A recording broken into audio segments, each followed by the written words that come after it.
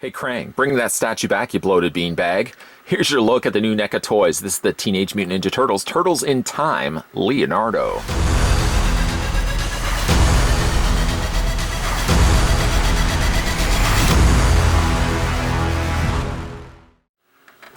Following up on their first arcade game-based TMNT figures, NECA turns to the second Turtles game from the classic 1990s Turtles in Time video game. All feature special deco that recreates the pixelated look of the video game and come in individual window boxes with graphics from the original arcade cabinet.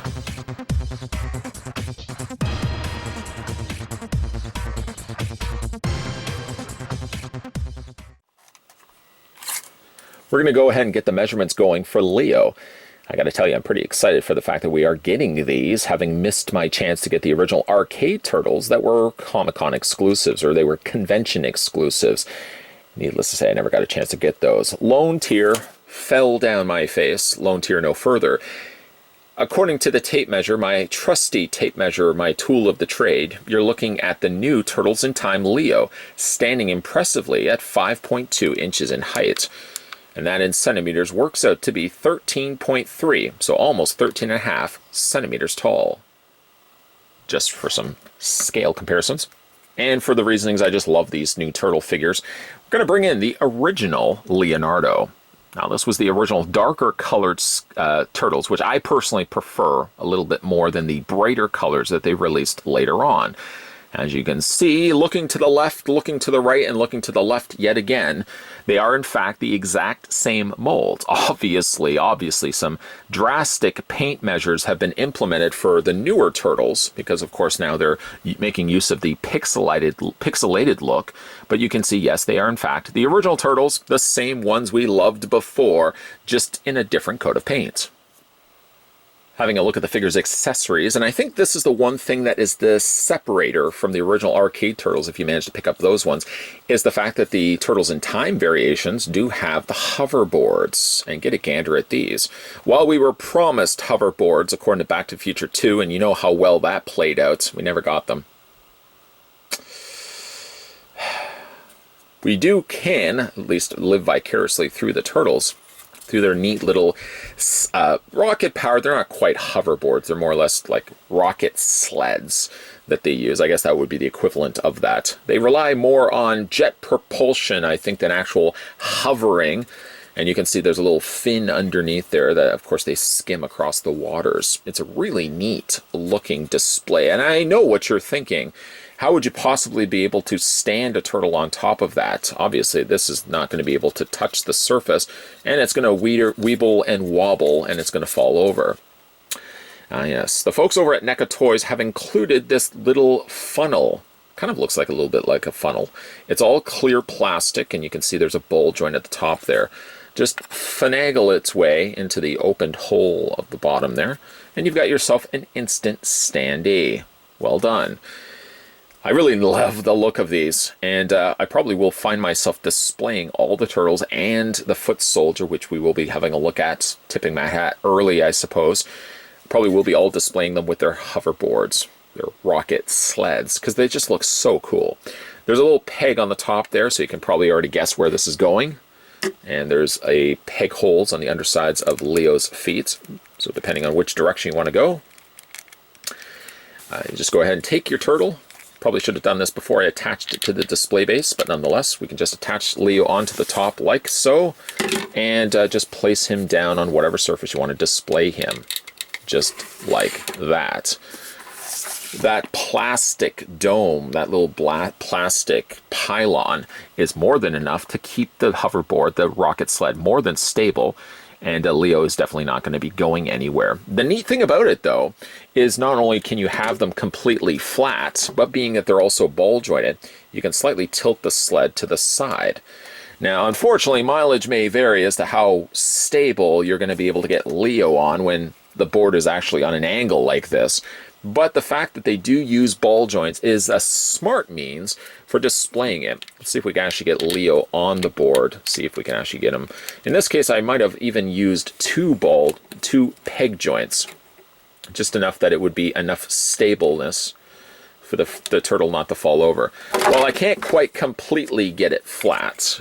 I mean, that's asking a lot. I can't get it to be completely stable enough where the turtle isn't going to fall over. So I would recommend, if you're going to be displaying the turtle on top of it, probably best to keep it flat. Nobody needs to be too risk-taking. You don't need to be tipping it to the side because the turtle just isn't going to stand on top of that. Moving us to the side, we're going to have a look at some of the other accessories that come included with the figure. He, of course, comes included with a pair of katana blades. The katanas are identical to one another. They don't seem like they are unique to one another. They are mirror twins. Mirror twins would usually indicate that the features are flipped. No, these are just identical twins. You can fit them obviously into his hands as you could with the original turtles. Just slide that into his hands like that. Couldn't be any bit easier than that. Or, if you want, you can also take them and slide them down the back. So these makeshift sheaths located on the back of his belt, you can house the katanas down there as well, at the back there. I personally would love just to display Leo more than anything, just to have him with the katanas in his hand and sitting on top of the board. The other thing that this figure has is, of course, we've seen these enough frequently, is the interchangeable hand options. Now, you could mix and match these as the color scheme seemed consistent with all the turtles. This isn't a case where the turtles will vary by color, but, different by their names. This was the case where you can easily just use these hands for anything else. So if you want to use this specific hand with Leo, you just wiggle, wiggle, wiggle, pop that off the ball joint. Thumbsies go in, doesn't matter whether you're a human or a turtle, and you've got yourself now Leo saying, "Give back that Statue of Liberty, Krang." Or he could be saying other things as well.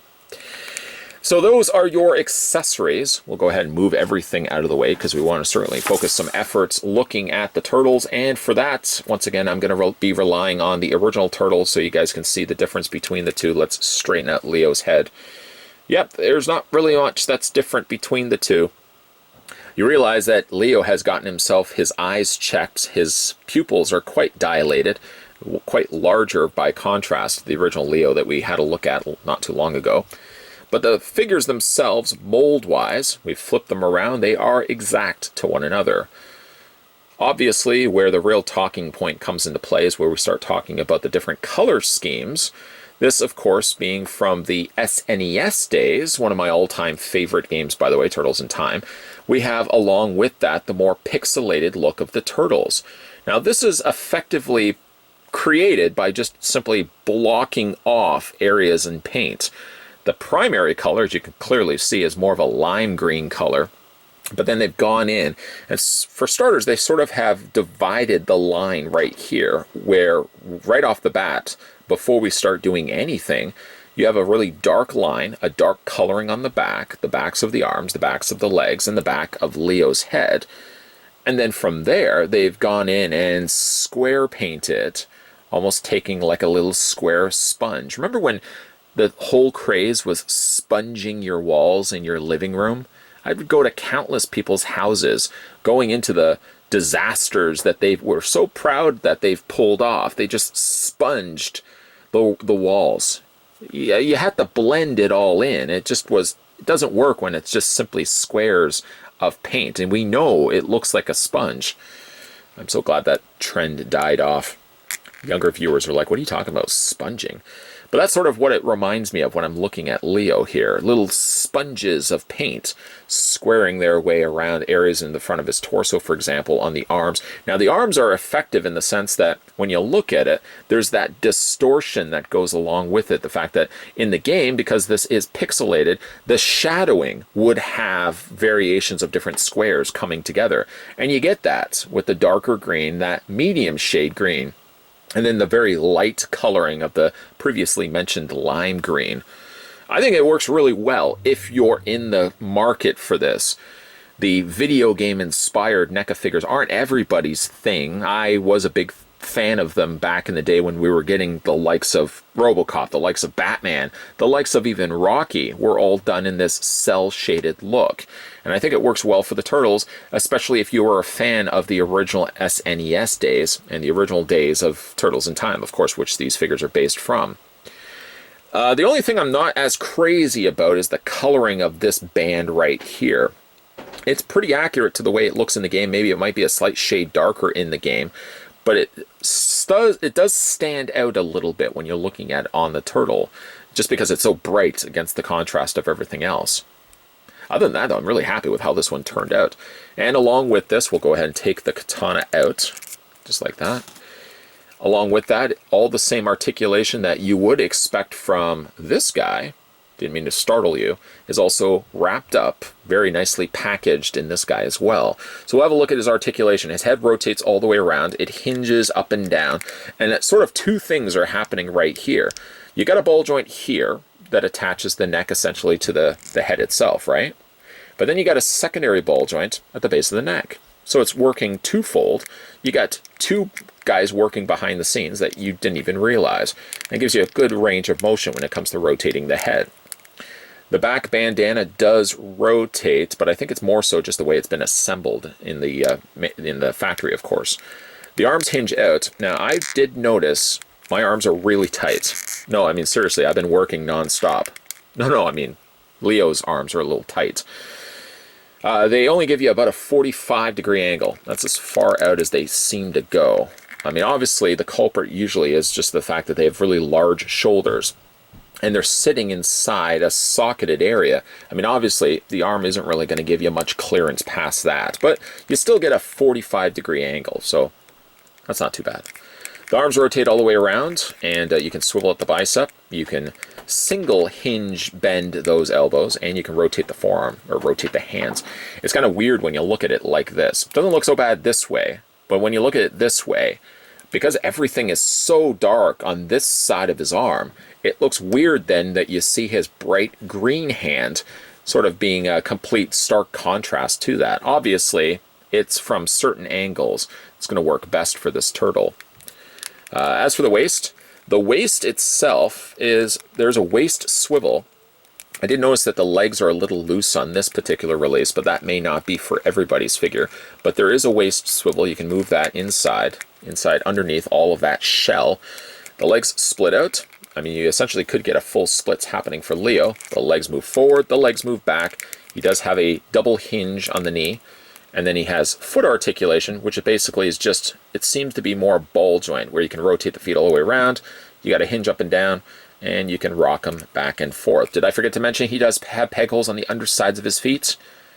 No, I don't think I did. And there's Leo. Not a bad looking figure at all. I understand completely. Again, some people may love this design, this swapping out of color. Some people may not. Some people actually may favor this Leo. And I'm from that school as well. I mean, I really like this Leo. But because I was a fan of Super Nintendo, I grew up with Super Nintendo, and I grew up with Turtles in Time. This hits all of those sweet, soft, feelsy spots inside of my gut. And all the more reasoning why I was so thrilled for the fact that they actually did release these.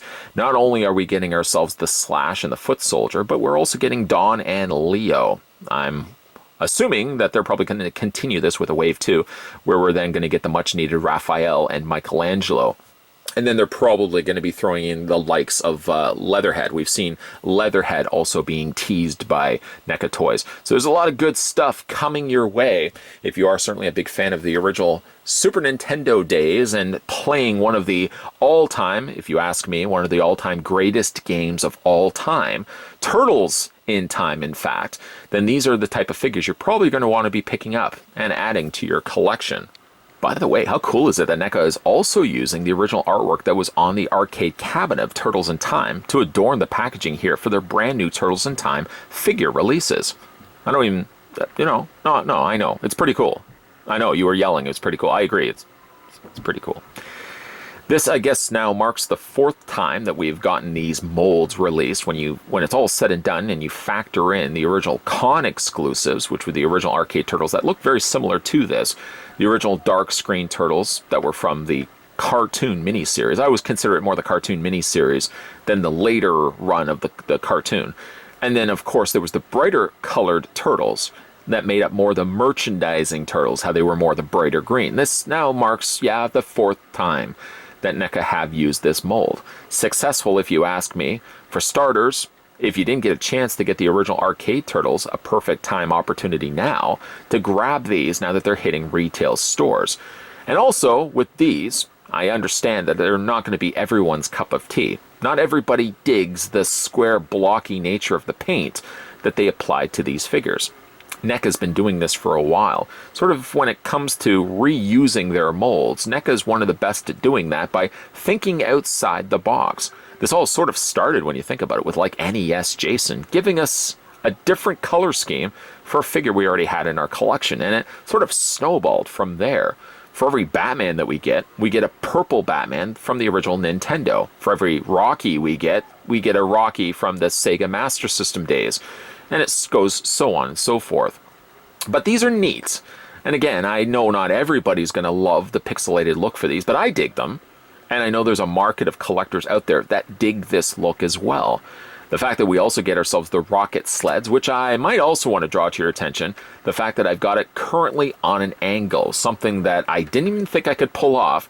But with patience, you don't want to rush into this, you can pull off an angle on the Rocket Sled and have Leo looking pretty cool along the way. These are really neat looking figures. And I'm really excited to see what else we're going to be getting for the Turtles in Time branding. I know we obviously only have Leo, and we only have Donatello, with still Raphael and Michelangelo missing in action. But we are going to be getting those, I'm sure, for Wave 2, along with the revealed Leatherhead, which I'm really excited for as well. So this is definitely a brand not catered to everybody, but for the people that grew up in the days of playing those old pixelated video games, this is certainly right up my alley, and it's going to be right up the alley of a lot of collectors that grew up in those days as well. What do you guys think of these brand new Teenage Mutant Ninja Turtles, Turtles in Time figures? I think they're pretty cool myself. A big thank you also to the folks over at NECA Toys who were nice enough to supply this for this review that you guys were able to watch. Again, let me know down below in the comments section what you guys think of these figures. We're going to be having a look, and I don't mean to tip my hat early, but we are going to be having a look at the Donatello. We are going to be having a look at the Foot Soldier. And yes, in fact, Virginia, there is a Santa Claus.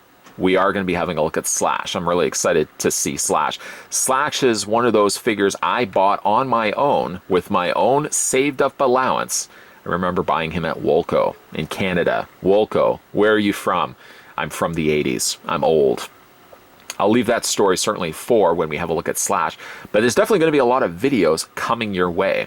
The key to making sure that you're not missing out on anything that's hitting this channel is by hitting that subscribe button, yes, by hitting that bell notification, sure, okay, and by keeping your peepers peeled, ooh, that's gross, to this channel so that when all new videos are coming up, you'll be the first in line to check them out. There's no wait line. I don't think that's how it works. As always, guys, thanks for watching, and I'll see you guys next time.